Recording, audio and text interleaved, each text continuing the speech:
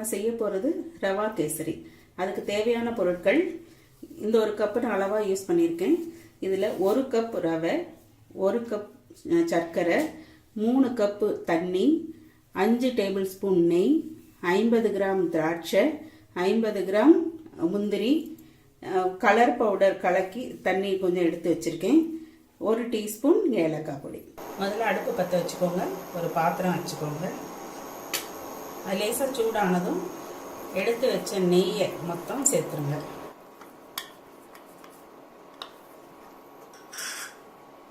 அது கொஞ்சம் உருகட்டும்.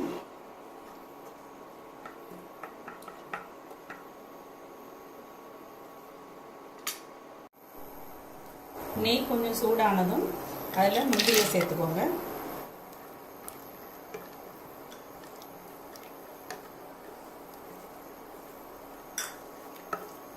பொன்னிறமாக வறுத்து எடுக்கணும்.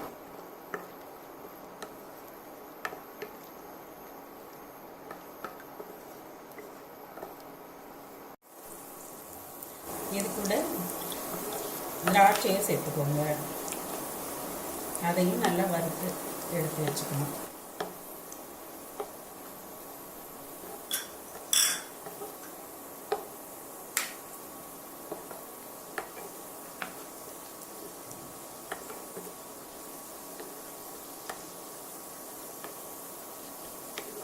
இந்த மாதிரி நல்லா வறுத்ததும் இதை தனியாக ஒரு பாத்திரத்தில் எடுத்து வச்சிடணும்.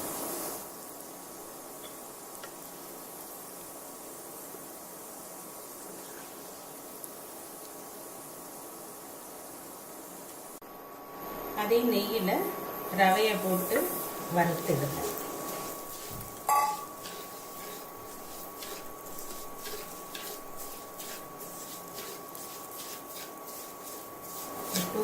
நல்லா வறுத்துருங்க.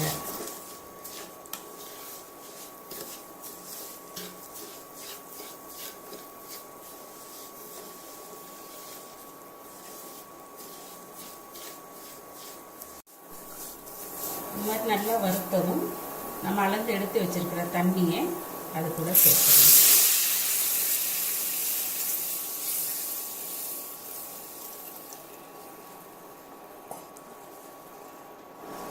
ரவையை நல்லா வேக விடுங்க.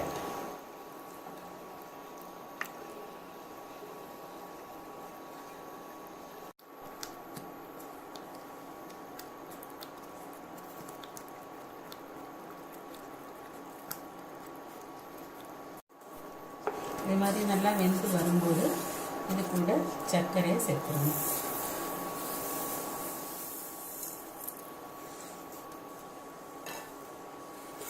நல்லா கிண்டி விடுங்க. அதுலேருந்து கட்டியும் இல்லாமல் நல்லா கிண்டி விடுங்க.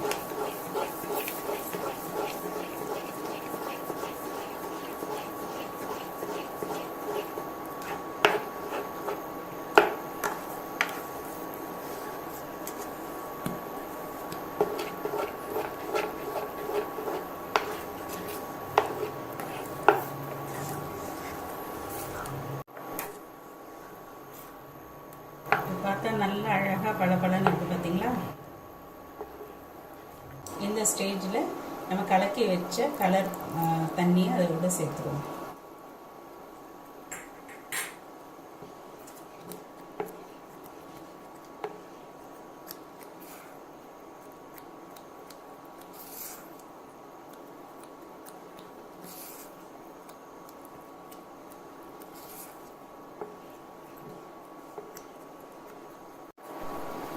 நல்லா கிண்டி விட்டு ஒரு 3 நிமிஷம் வரை வேக விடுங்க.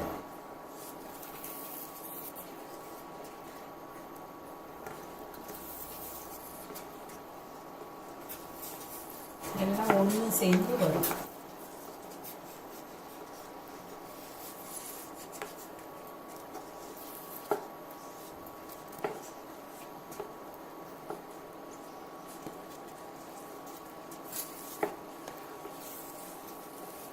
ஓரங்களில் நெய் தனியாக பிரிஞ்சு வரும்.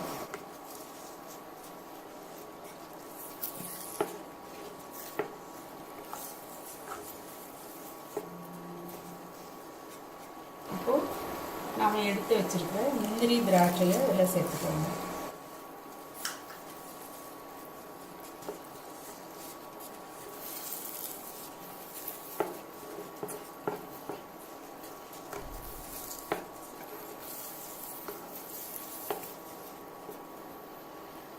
ஏலக்காய் பொடியும் சேர்த்துக்கோங்க.